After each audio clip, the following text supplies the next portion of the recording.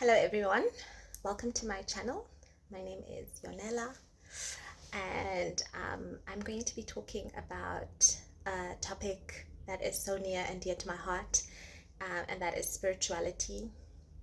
And I'm going to be talking especially about a concept called permission slips, which is an idea that I heard from Bashar, who is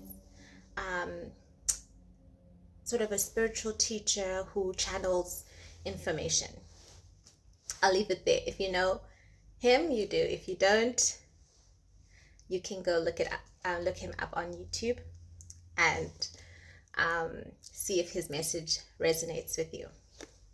It doesn't resonate with everyone, but that's part of why I think he explains the concept of permission slips. And what permission slips are is what he says when we come to Earth. It's the concepts and techniques that help us access the divine, that allows us to believe in the divine, to connect to the divine.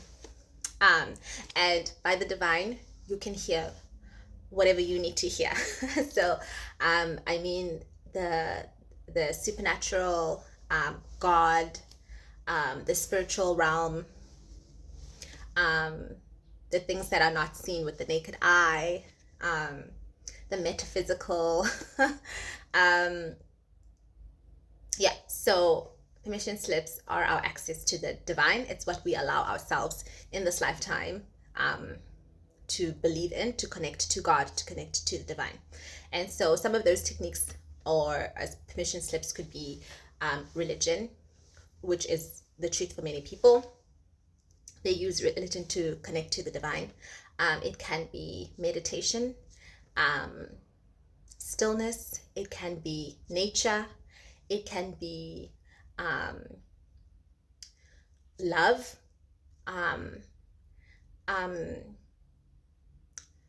there's so many things that can be permission slips, and there's so many things that you can use as permission slips. And I think that for me, what I've come to realize is that you should use the technique that resonates with you most at that time. And for me, that was Christianity. It was one of the most transformative experiences of my life, and just the love that I felt. And this is at a time where I was really pursuing the heart of God. Even the terms I'm going to use are very Christianese, but I was spending a lot of time listening to worship music, spending a lot of time reading the Word of God. I was spending a lot of time trying to practice the Word of God by going out into the world and praying for people. And I might share a bit of my story at another time, but and then I sort of abandoned it because there were just it didn't resonate anymore. And it wasn't the practice itself, the things that I was doing in private, like praying and worshiping and reading, that didn't resonate. It was the the institution, but also the people that were leaders in the church, whatever, and of course I know, go straight to the source and whatever, but the truth is that we live in community, and we a lot of Christianity deals with, and it's like community is a very important part. So I think it's important that you also resonate with the community that you're a part of, and that the things that are really important to you are things that your community shares. So for example, one of the things for me that didn't always resonate with the church is their understanding or treatment of the queer community. So, and that for me, like it was very obvious and very clear that what they sometimes believed, and the things that they would say, like, we love the person, we don't love the sin, just and even understanding people as being sinful for being queer didn't resonate with me. I was just like, the God that I believe in, the God that I've met with, the God that I'm praying to and having relationship that I can hear and I can feel, That's not his heart. Like, and I remember one of my friends once said, she told me that she said, the God I believe in doesn't hate me. And it was just it's so profound to me that the God that you believe in is not someone who's going to say, oh, there are aspects of you that that you can't change, that I just cannot accept. Like, and who you love is not something I can accept. And that just, it didn't resonate. And so this was just one of the reasons that Christianity at that time did not I sort of moved away from it. In any case, I started to meditate during the lockdown, and then meditation became my permission slip. But I was still craving the experiences that I'd had. But as I went deeper in, and I stayed on the path, because like I said, spirituality is really important to me. I just found that I experienced God in so many places, and in so many people, and the reality became that it was never the technique, that it was an awareness, a desire to connect. And it also, I think, very important is that stillness. And stillness, awareness. And so phrases like, may we become more aware of your presence. This will be used in the church. Or the idea of being in presence, according to, Eckhart Tolle, who is also like one of my favorite spiritual teachers. It's just that stillness. And you know it, and you can feel it. And you can experience it listening to music, and you can experience it when you're in nature, and you can experience it when you're doing yoga, and you can experience it in a worship session, and you can experience it looking at your child and feeling gratitude and love. You can experience it with your partner, feeling that deep, unconditional love. You can even understand it as unconditional love. But the technique doesn't matter. It is that connection. And so my encouragement to you, and the reason I think I hope this video would be of use, is that whatever permission slip that you are allowing yourself to experience the divine with, honor it. It's okay. Even if you used to identify with one permission slip but not anymore, and now you've moved on to something else, it's okay. And even if this one is not connecting with you at this time, and you want to use a different one, it's okay.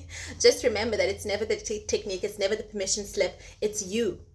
Because ultimately the divine is within you, and an awareness of that, an awareness of the divine within you, an awareness of the divine in somebody else. That's it. That's all that's required to connect. And the more that you do that, the more your spirit man or your spirit woman grows. So that's and another reason I think I wanted to share this is because a lot of people are returning to church after having left the church. Or let me say, people are returning to religion after having left and abandoned religion in pursuit of head knowledge. A lot of people in university have a lot of questions, and so they go through this seeking of information to try and fill that spiritual connection, looking for answers. And now and some people, when they return to religion, they start to say all those things that I learned, they were not useful, they were not important, and that's not true. And the reality is that even if there are things that you don't resonate with wholeheartedly, it is okay to use the permission slip that you resonate with at that time to connect to God. And it doesn't invalidate the experiences that you've had. It doesn't invalidate that there are some aspects of the religion that you don't resonate with. Use it as a way to connect to God. And if it no longer serves you, you can ask God, and you can become aware, because I believe that God speaks. I believe that God is speaking, and what you're being drawn to is what you're allowing yourself to, is the permission slip that you're allowing yourself to connect to at that moment. Hopefully that makes sense. But I also want to just wrap up by saying that you are always supported by the divine. You are always being supported by the divine. Always. And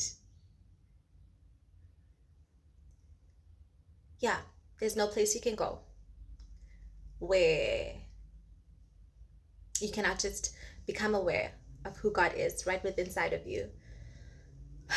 And if you ask, it is answered. If you ask, you will receive in whatever form. And so if you are struggling with transitioning between one faith system to another, or certain things that you used to resonate with don't anymore, and you're confused about that, it's take a moment to breathe, become aware, and ask, and it will be answered, and the answers that you need will be revealed to you. It's my hope that this message, if it resonates, that it helps you. Yeah, that's it. Thank you. Like, subscribe, and comment.